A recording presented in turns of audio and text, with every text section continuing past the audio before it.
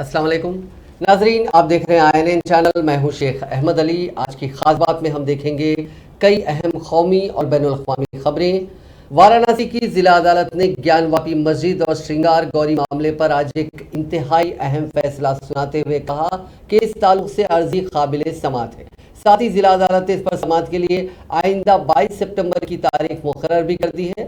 मुस्लिम फरीक के लिए वाराणसी की जिला अदालत का ये फैसला ज़बरदस्त झटका है, क्योंकि उनका कहना है कि 1991 के प्लेसेस ऑफ वर्शिप एक्ट के मुताबिक ये अर्जी काबिले समात ही नहीं है। जिला जज अजय कृष्णन विश्वेश ने जब फैसला सुनाया तब हिंदू फरीक के वकील हरिशंकर जैन और विष्णु जैन इस दौरान मौजूद थे। इसके अलावा 5 अर्जी गुजार खवातीन में से 3 लक्ष्मी देवी, रेखा आर्या और मंजू बियाज भी पहुंची हुई थी। राखी सिंह और सीता साहू अदालत नहीं पहुंची। कोर्ट रूम में फरीकैन और उनके अलावा बुकला समेत तकरीबन 40 लोगों को ही दाखिला मिला। कोर्ट रूम से तकरीबन 50 कदम दूर पर ही बाकी लोगों को रोक दिया गया था।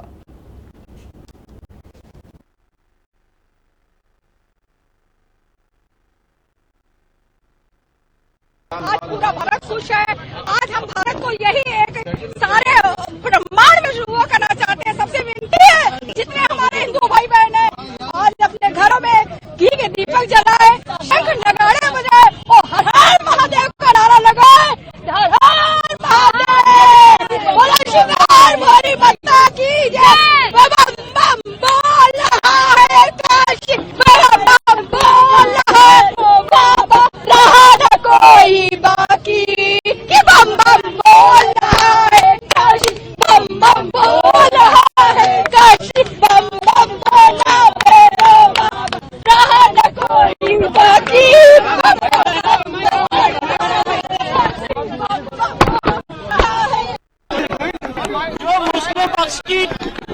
जो मुस्लिम पक्ष की पेटिशन है ऑर्डर 7 रूल 11 की, वो रिजेक्ट कर दी गई है।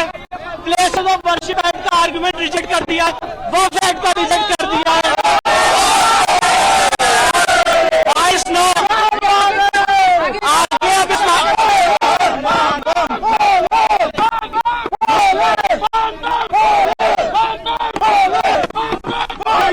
22/9 में इसकी अगली तारीख लगाई गई है।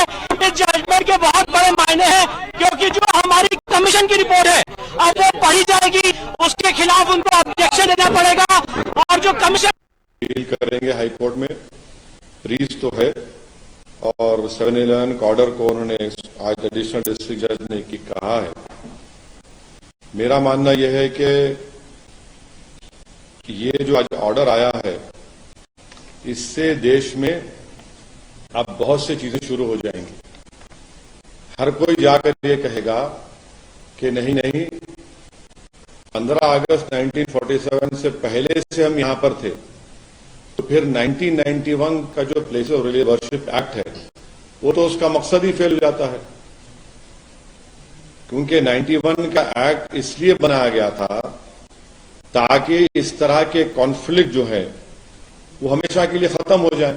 मगर आज के ऑर्डर के बाद ऐसा लगता है कि फिर अब ये लिटिगेशन शुरू हो जाएगा इन तमाम इश्यूज के ऊपर, और हम दोबारा 80 और 90 के दहे में वापस जा रहे हैं। फिर इससे अगर खुदा ना खास्ता अगर हम 80 और 90 के दहे में वापस चले जाएंगे तो ये हर जगह पर एक डिस्टेबलाइजिंग इफेक्ट पैदा हो जाएगा।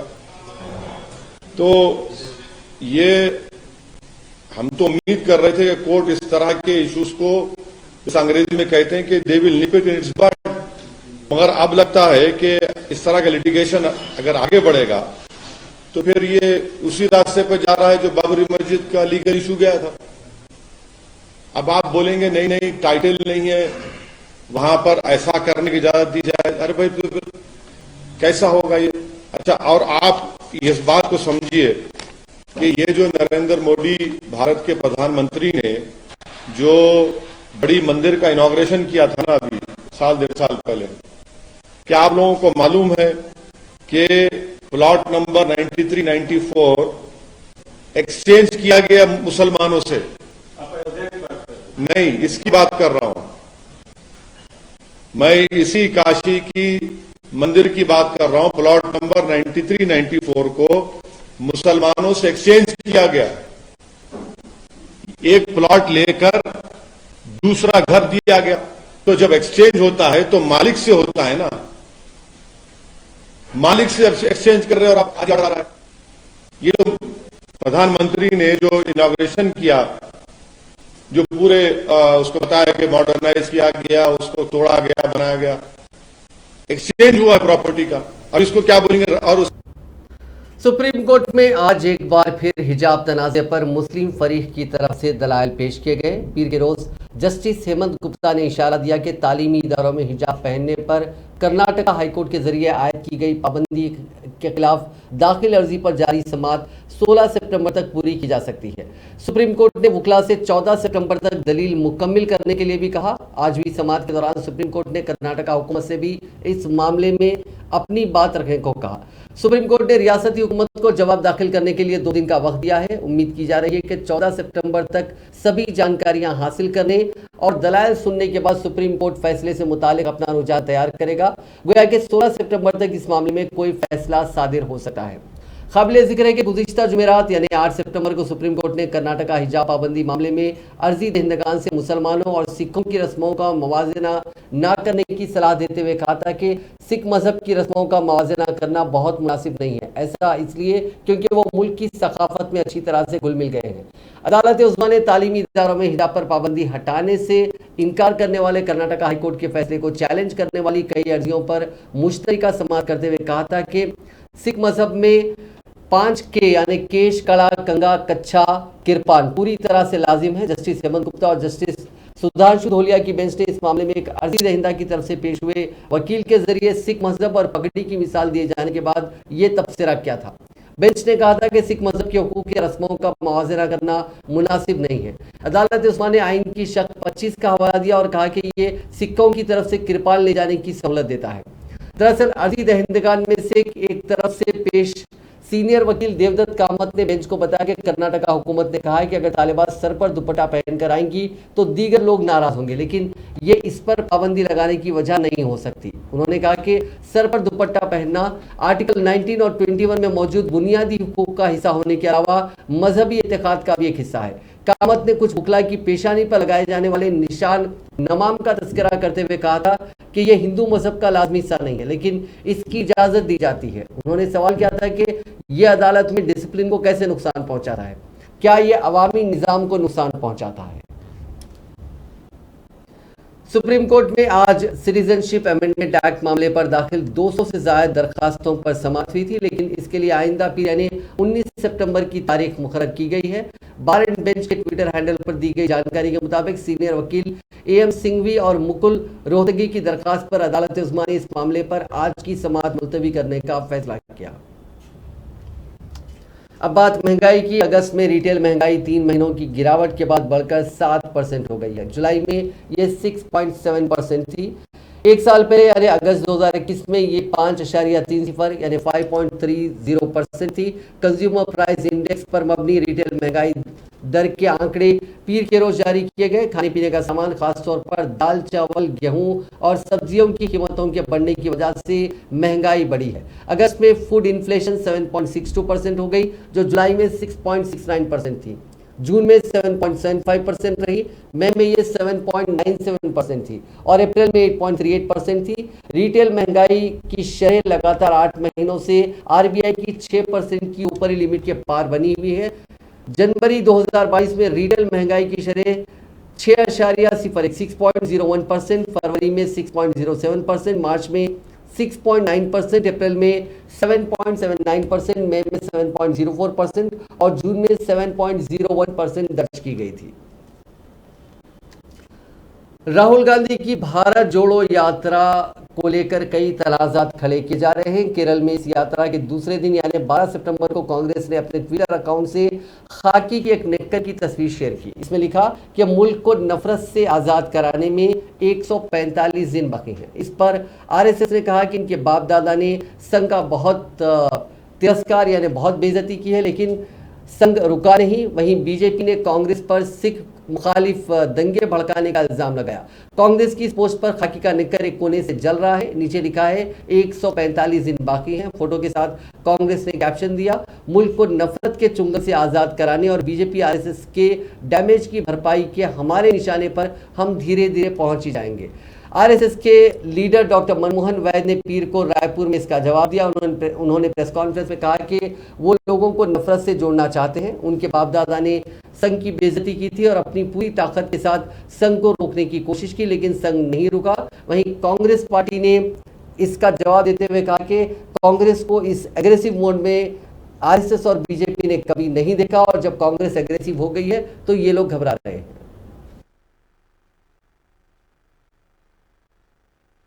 उन्होंने बोला है में कि नफरत की बेड़ियों से जो देश को बीजेपी और आरएसएस को जो बांध दिया, जो डैमेज किया, उसको हम हटाने के लिए हम यात्रा कर रहे हैं। तो उन्होंने फोटो डाली, फोटो में तो ठीक है भैया, ठीक है भैया। इसका पैंट जलता हुआ ऐसा है कि एक तो हेट्रेड से आप जोड़ना चाहते हैं क्या?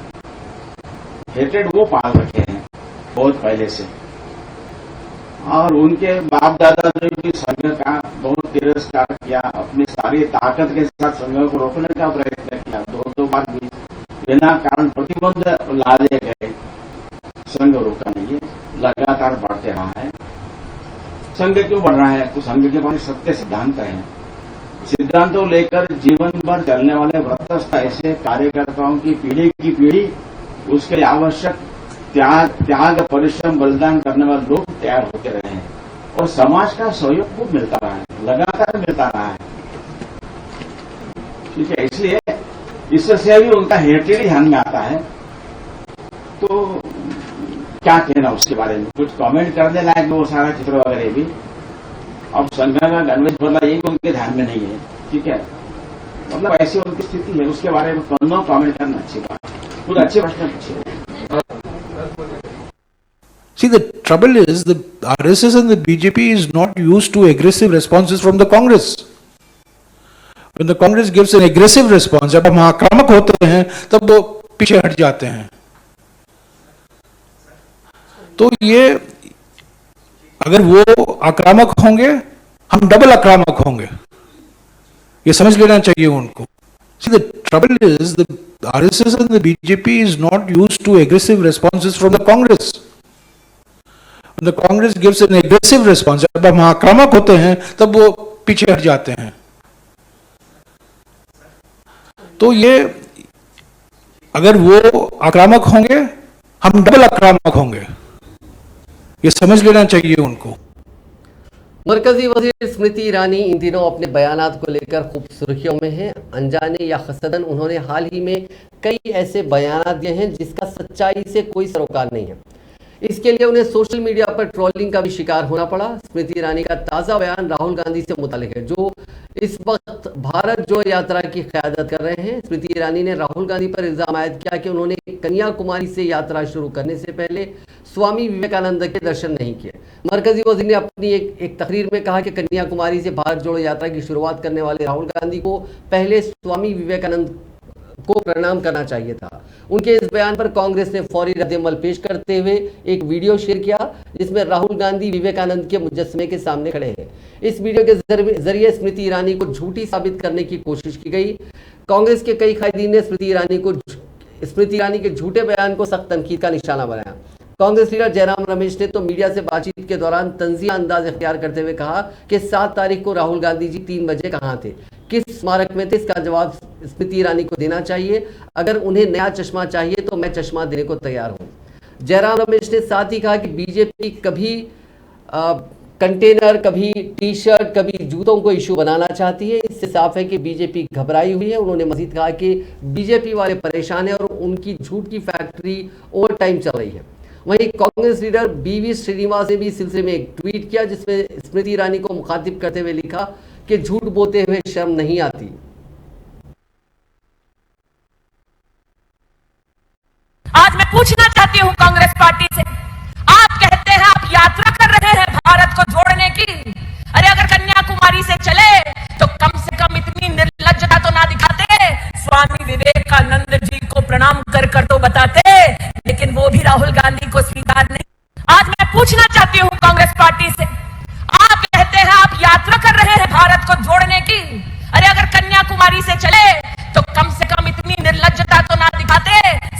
विवेकानंद जी को प्रणाम कर कर तो बताते, लेकिन वो भी राहुल गांधी को मन की बात नहीं होगी, जनता की चिंता होगी। जो घोटाले में फंसी हुई हैं, बुरी तरीके से फंसी हुई हैं, जो तथ्य सब सामने आए हुए हैं और जिनको सच बोलने की कभी आदत ही नहीं है हमारे प्रधानमंत्री के माफिक।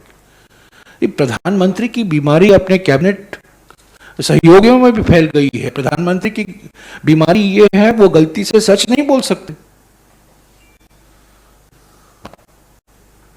तो हमने दिखाया है 7 तारीख 3 बजे को राहुल गांधी जी कहां थे, किनके स्मारक में थे, उसका जवाब स्मृति ईरानी दे। अगर उनको नया चश्मा चाहिए, मैं वो चश्मा देने के लिए तैयार हूं।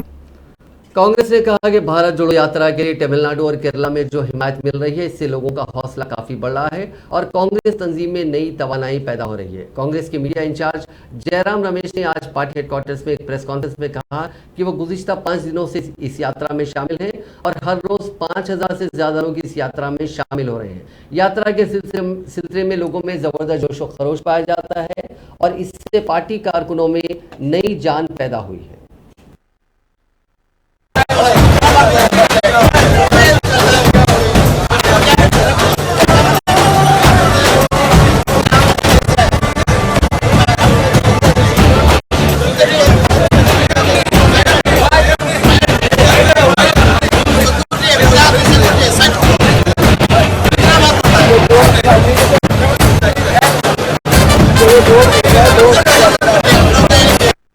मन की बात नहीं होगी, जनता की चिंता होगी। मैंने कभी नहीं सोचा था कि ये जनता की चिंता नहीं बल्कि बीजेपी की चिंता भी हो जाएगी, क्योंकि जिस तरीके से बीजेपी नेताओं से बयान आ रहे हैं, बिल्कुल झूठे बयान आ रहे हैं, बेबुनियाद बयान आ रहे हैं, बिल्कुल साफ हो गया है जिस तरीके से सोशल मीडिया उनकी फैक्ट्री चल रही है, बिल्कुल साफ हो गया है कि वो घबरा हैं, परेशानी में हैं, वो पीड़ित हैं और वो उनको देखने को मिल रहा है कि जनता से क्या रिस्पॉन्स आ रहा है इस भारत जोड़ो यात्रा के लिए। तो वरिष्ठ नेताओं से, कैबिनेट मंत्रियों से जो बुरी तरीके से घोटाले में फंसे हुए हैं, उनके मुंह से झूठ के अलावा तो हम कुछ एक्सपेक्ट नहीं कर सकते और आज भी उसका एक मिसाल हमें देखने को और सुनने को मिला है। तो ये आलोचना चलती रहेगी। ये जो टिप्पणियां आएंगी इनसे, कंटेनर के बारे में, टी शर्ट के बारे में, जो नहीं कहा गया वो कहा गया, इसके बारे में जहां गए थे उनको कहना वहां नहीं गए थे, पर जिसकी जो फोटो सबूत है उसको इनकारते हुए ऐसी सब टिप्पणियां आती रहेंगी। हम तैयार हैं, हर टिप्पणी का जवाब मैं नहीं देने वाला हूं, उस स्तर पर मैं नहीं गिरूंगा जिस स्तर से गृहमंत्री गिरे हैं और उनके कुछ कैबिनेट के सहयोगी भी गिरे हुए हैं। मन की बात नहीं होगी, जनता की चिंता होगी। मैंने कभी नहीं सोचा था कि ये जनता की चिंता नहीं बल्कि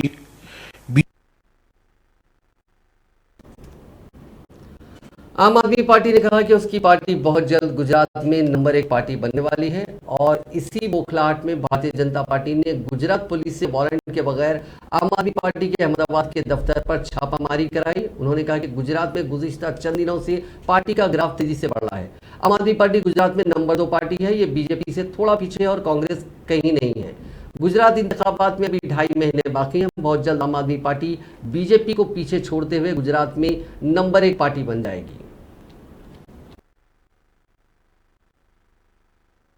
गुजरात में ड्रग्स का जो मामला है वो काफ़ी बड़े जोर से चल रहा है और उनकी जो तुलना है वो पंजाब से भी हो रही है, अलग अलग राज्यों से भी हो रही है। देखिए, अभी पिछले दिनों में कई इंसिडेंट्स ये आए हैं जो कि दिखाते हैं कि गुजरात के एक पोर्ट से सबसे ज़्यादा ड्रग्स का अंदर आना हो रहा है और यहाँ से एक तरह से फिर पंजाब की तरफ जाती है ड्रग्स और बाकी देश के अंदर ड्रग्स जा रही हैं। ऐसा क्यों हो रहा है? जाहिर तौर पे इसमें कहीं ना कहीं ऊपर प्रशासन की मिली भगत है। उसके बिना इतने बड़े स्तर पे अखबार में एक स्टोरी आई थी कि 22,000 करोड़ रुपए का ड्रग्स पिछले कुछ महीनों में या कुछ वर्षों में अंदर आया है। इतने बड़े स्तर के, ये तो वो है जो पकड़ा गया है, और जो नहीं पकड़ा गया उसका आप सोच सकते हैं कि कितना ज़्यादा होगा। तो ऐसा क्यों है कि इतने बड़े स्तर के ऊपर ड्रग्स आ रही हैं और प्रशासन उसको रोक पाने में असमर्थ है? ये कोई मानने को तैयार नहीं है। तो उसमें लोगों को जाहिर तौर पे शंका होती है कि कहीं ना कहीं ऊपर तक प्रशासन की मिली भगत है। सर जी, जिस प्रकार से ड्रग्स आ रहा है, चाहे वो जितने भी बंदर हो, मुद्रा या अंबानी वाला बंदर, उनके सामने कोई कार्यवाही करनी चाहिए आपको? क्या बिल्कुल करनी चाहिए। पूरे देश के युवा को इन लोगों ने अपने भ्रष्टाचार की वजह से और अपने कुछ दोस्तों को फ़ायदा पहुंचाने के लिए इन लोगों ने पूरे देश के युवाओं को एक तरह से ताक पे रख दिया है। ये ड्रग्स अल्टीमेटली तो यहाँ से आके और पूरे देश के अंदर फैलता है। देश का युवा इसको कंज्यूम कर रहा है, गुजरात का युवा भी कंज्यूम कर रहा है, यहाँ से आम आदमी पार्टी के दफ्तर पे बिना वारंट के, बिना कोई कानूनी कागज के छापा मार दिया, घंटों तलाशी लेते रहे, और जैसा हमेशा आम आदमी पार्टी के साथ होता है, बाद में कह दिया कुछ नहीं निकला, बाद में कह दिया कुछ नहीं मिला। यह छापेमारी क्यों की जा रही है? इसके पीछे का कारण क्या है? एकमात्र कारण है, पिछले दिनों जो सर्वे गुजरात के अंदर आए हैं, उस सर्वे के माध्यम से यह निकल कर आ रहा है कि आम आदमी पार्टी आज की तारीख में गुजरात में दूसरे नंबर की पार्टी है। भारतीय जनता पार्टी के बाद अगर सबसे ज्यादा कोई लोकप्रिय पार्टी है तो वो आम आदमी पार्टी है, अरविंद केजरीवाल है गुजरात के अंदर। और जितनी तेजी के साथ आम आदमी पार्टी की लोकप्रियता गुजरात में बढ़ रही है, बहुत जल्द ही हम लोग नंबर 1 की पार्टी वहां हो जाएंगे। बेचैनी इस बात की है, डर इस बात का है कि आज हमारे जो स्टॉल लगते हैं, गांव में जो अभियान चलता है कि आइए फ्री बिजली के लिए अपना कार्ड भरिए, गारंटी का कार्ड, ताका लग जाता है लोगों का। इस बात से बौखलाहट है, इस बात से परेशानी है।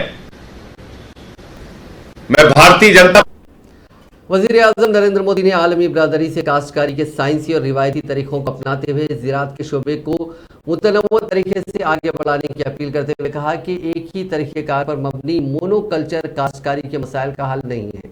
पीर को उत्तर प्रदेश के गौतम बुद्ध नगर के ग्रेटर नोएडा में मुनक्किदा बैनुल अक़वामी डेयरी समिट का इफ्तिताह करते हुए मोदी ने कहा कि खेती बाड़ी के मसाइल का वाहिद हल मोनोकल्चर नहीं है, बल्कि इसमें तनों की बहुत ज़रूरत है। उन्होंने कहा कि ये बात मवेशी परवरी पर भी लागू होती है। मैं आपको गुजरात की बन्नी भैंस का उदाहरण देना चाहूंगा। ये बन्नी भैंस कच्छ के रेगिस्तान और वहां की परिस्थितियों से ऐसी घुल मिल गई है कि देखकर कई बार हैरानी होती है। दिन में बहुत ही भयंकर धूप होती है, बहुत गर्मी होती है, कड़क धूप होती है।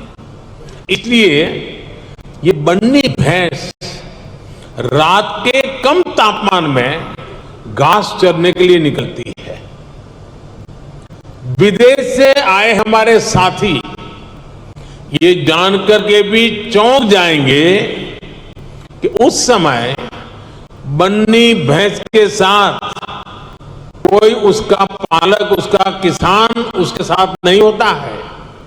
वो गांव के पास बने चारगांव में खुद ही जाती है।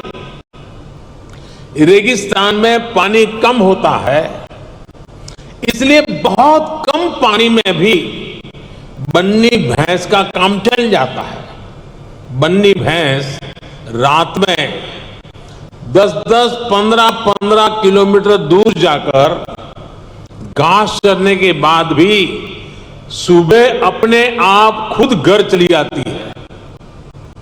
ऐसा बहुत कम सुनने में आता है।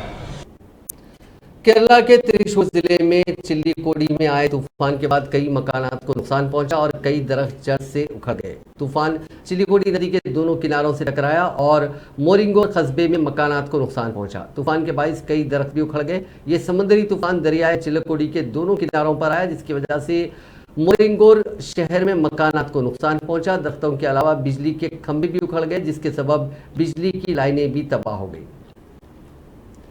छत्तीसगढ़ के रायपुर से रेणुकूट जा रही बस पीर के रोज हादसे का शिकार हो गई। कोरबा में तेज रफ्तार बस सड़क किनारे खड़े ट्रेलर से टकरा गई। हादसे में 7 मुसाफिरीन की मौत हो गई। इनमें 2 बच्चे और 2 खवातीन शामिल हैं, जबकि 12 से ज्यादा लोग जख्मी हुए हैं। इतना मिलने पर पहुंची पुलिस ने जख्मियों को एम्बुलेंस से अस्पताल पहुंचाया। मरने वालों की पहचान का काम किया गया। हादसा बांगो पुलिस स्टेशन ज्यूरिसडिक्शन में पेश आया।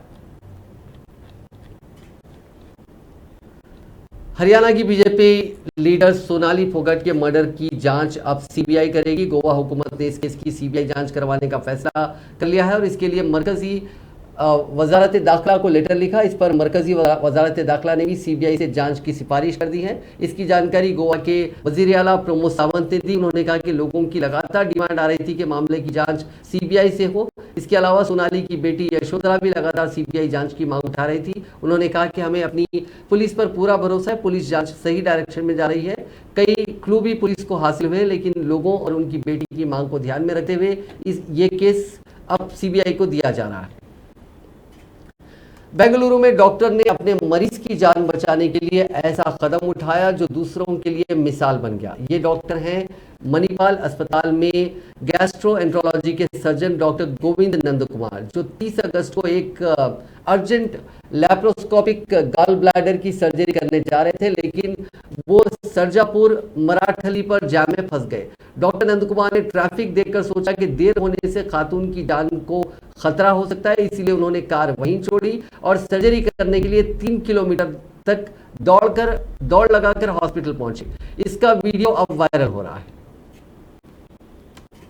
अब बात क्रिकेट की। T20 वर्ल्ड कप के लिए 15 रुकनी टीम इंडिया का ऐलान कर दिया गया है। चोट की वजह से टीम से बाहर चल रहे हर्षल पटेल और जसप्रीत बुमराह की टीम में वापसी हुई है। T20 वर्ल्ड कप 16 अक्टूबर से ऑस्ट्रेलिया में शुरू होगा। वहीं टीम इंडिया अपना पहला मुकाबला 23 अक्टूबर को पाकिस्तान के खिलाफ खेलेगी। वर्ल्ड कप से पहले टीम इंडिया को ऑस्ट्रेलिया और साउथ अफ्रीका के खिलाफ भी सीरीज खेलनी है। इन दोनों सीरीज के लिए भी टीम डिक्लेयर कर दी गई है। टीम इंडिया के star allrounder Ravindra Jadeja world cup की टीम से बाहर हो गए हैं।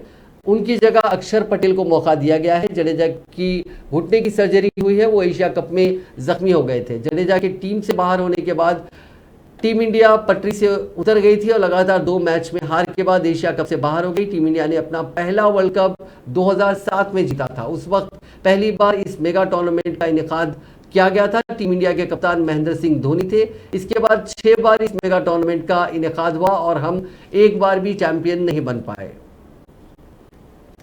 यूक्रेन के सदर व्लादिमीर ज़ेलेंस्की ने कहा है कि यूक्रेन में ब्लैकआउट का जिम्मेदार रूस है और इसका मकसद जवाबी हमले का इंतखाब लेने के लिए बिजली की कटौती करके लोगों को रोशनी और गर्मी से महरूम करना है। ज़ेलेंस्की ने सोशल मीडिया पर अपने पोस्ट में शहरियों के बुनियादी ढांचे को नुकसान पहुंचाते हुए दहशतगर्दाना कार्रवाई करने का इल्जाम लगाया। एक रिपोर्ट के मुताबिक मुबैना ब्लैकआउट ने खार्किव और डोनेस्टिक समेत मशरकी इलाकों में तकरीबन 9 लाख अफराद की जिंदगियों को बुरी तरह मुतासिर किया है।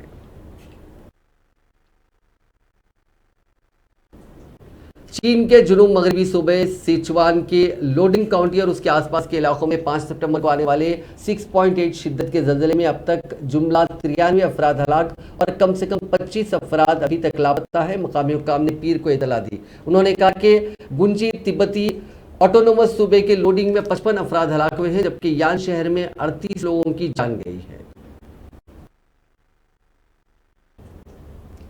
नाज़रीन, आज की खास बात में बस इतना ही। आपसे कल मुलाकात होगी नई खबरों के साथ। आप देखते रहिए INN चैनल।